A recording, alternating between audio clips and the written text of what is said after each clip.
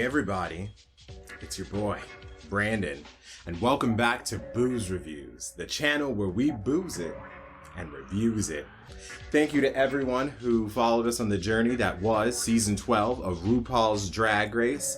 If you haven't checked out our video covering the reunion and the finale, make sure you check that out after this video. Also, with All Stars 5 on the horizon, make sure you're subscribed and click that bell icon to make sure you're notified when we release a video. But enough of that. For today, we're taking one last look at the lovely ladies of season 12 of RuPaul's Drag Race. We are counting down the top 5 best and worst moments of the season. Now, remember, these are our opinions, so if your favorite moment wasn't here, leave it down in the comment section and let us know, and we'll talk about it there. But without much further ado, I've got my drink, I've got my best assets, I even got my fan from dragbrunch.com. And these are the top 5 best and worst moments of RuPaul's Drag Race Season 12. Number 5 worst, Rock'em's elimination. Kicking off the worst side of the list with Rock'em Sakura's elimination.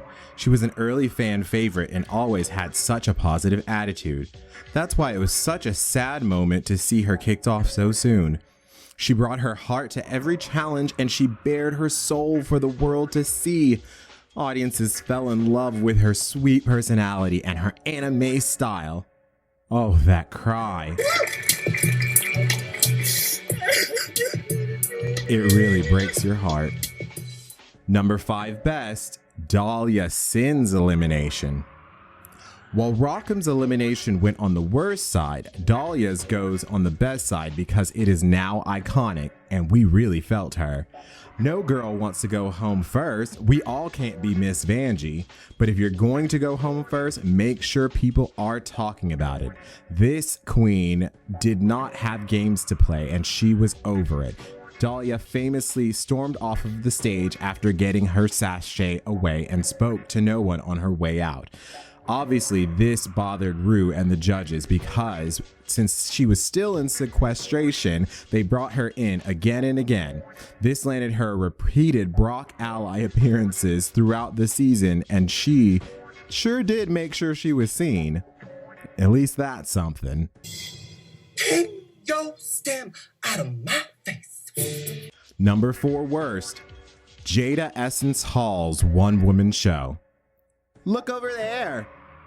Yes, the pee in perfection queen left the pee on the stage in this one. She may have ultimately snatched the crown, but here Jada gives us an ironically dry performance closing the show. It didn't help that fellow competitor Sherry Pie went far too long before her at the end of the night. But Jada did not do herself any favors in the presentation of this performance. Look over there! Number 4 best, the Crystal Method. Crystal Method certainly marches to her own rhythm of the night, rhythm of the night. She won over RuPaul with her 80s El DeBarge style mullet, but she also won us over with her bright and colorful style and personality. Her lip sync to Like a Bird was the stuff of children's nightmares. Her makeover really gave us Sesame Street realness. Whether she was coming in the workroom as a clown or in the top 3 as a piñata, Crystal always had a fun point of view. By the way, can I slide into Phenomenal Phil's DMs? And then we're gonna dump it, okay? Yeah. Number 3 worst, Clash of Cultures. For a show that is supposed to be a champion of minorities and the LGBTQ+ community, often the show can make some, shall we say, tone-deaf choices. Last season, the show presented Trump, the Rusical. With a hot topic such as him, it was a little sad that Mercedes Iman Diamond, the show's first openly Muslim queen, was sent home. But it gets worse. In this year's political challenge, Widow, Gigi, and Jackie found themselves in the bottom 3. The runway was stars and stripes. Widow chose to wear a Black Lives Flag inspired gown. Jackie wore a traditional dress and hijab with American flag stylings. Both powerful statements. Well, what did Gigi wear? A look that was a cross between the redcoats, the Brits fighting to keep control of America, and the founding fathers who were slave owners. In the end, Gigi was called safe, and these two important issues in our country were left fighting to survive. Yikes. Number 3 best, the guest judges. But in that same episode, we saw Rachel Bloom and Jeff Goldblum give a masterclass in being a guest judge. They were invested, they were funny. Jeff even had a powerful emotional experience. Season 12 had some of the best guest judges yet. Kicking things off was Young Money, Nicki Minaj. Before long, we saw many great judges like Robin, Daniel Francese and Jonathan Bennett, Diva Shaka Khan, and Congresswoman Alexandria Ocasio-Cortez. Our top vote, however, has to go to Oscar winner Whoopi Goldberg, who definitely went backstage to Untuck to pass the peace pipes with the girls, if you know what I mean.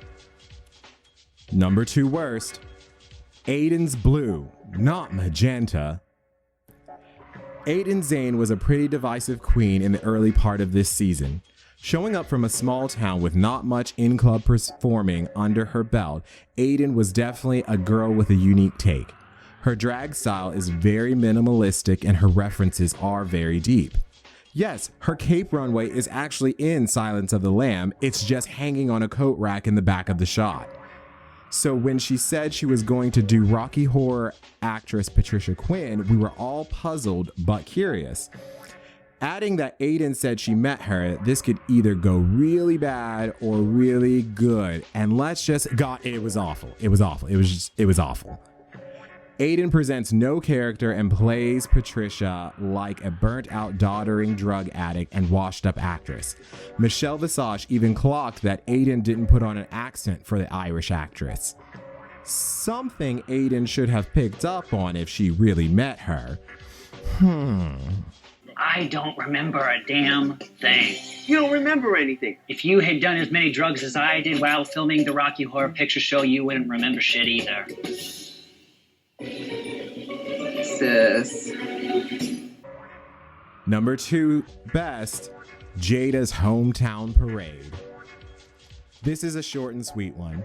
When Jada Essence Hall was crowned America's Next Drag Superstar from the comfort of her own home, fans were genuinely pleased. Jada had shown herself to be the definition of drag perfection. She could act, she could dance, hair, check, makeup, check, and she played a fair game with the other girls. Jada also kept up with fellow look queen Gigi Goode.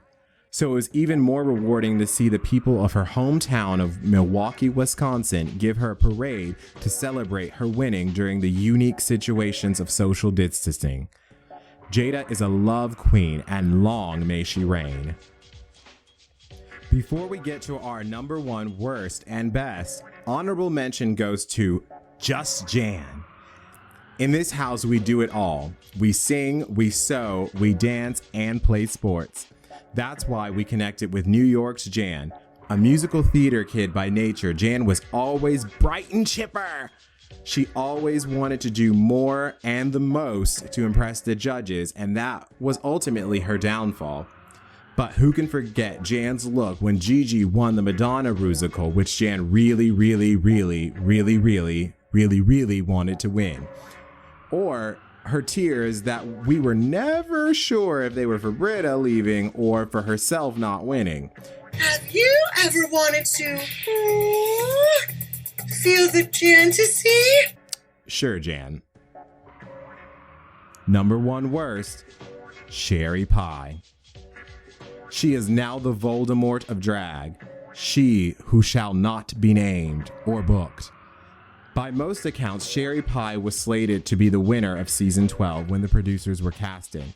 Listening to the outrage over losing fan favorite Nina West, the show was scrambling to crown a nice, slightly campy, bigger girl this year.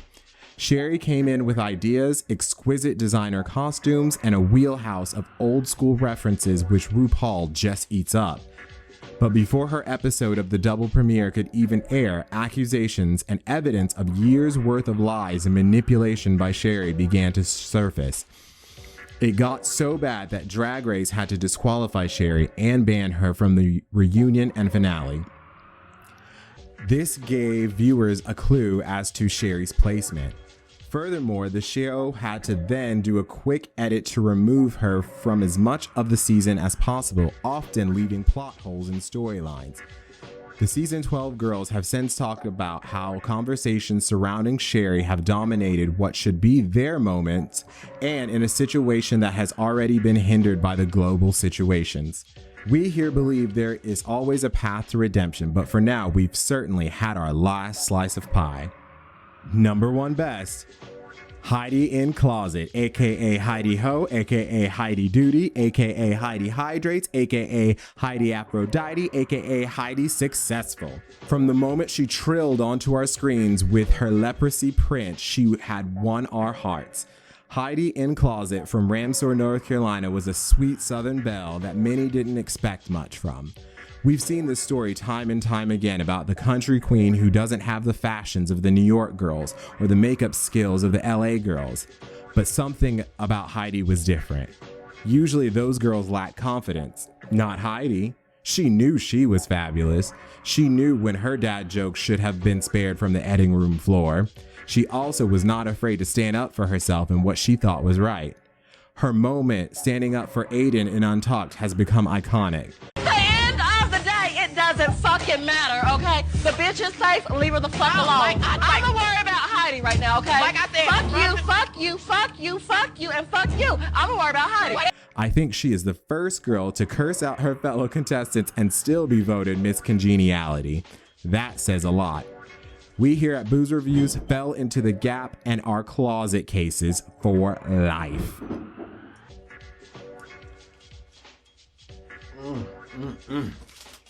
Well, there you have it, Hanties. Those were our top 5 best and worst moments of RuPaul's Drag Race Season 12. Let us know, did you agree with us? If you didn't, what were your favorite top moments?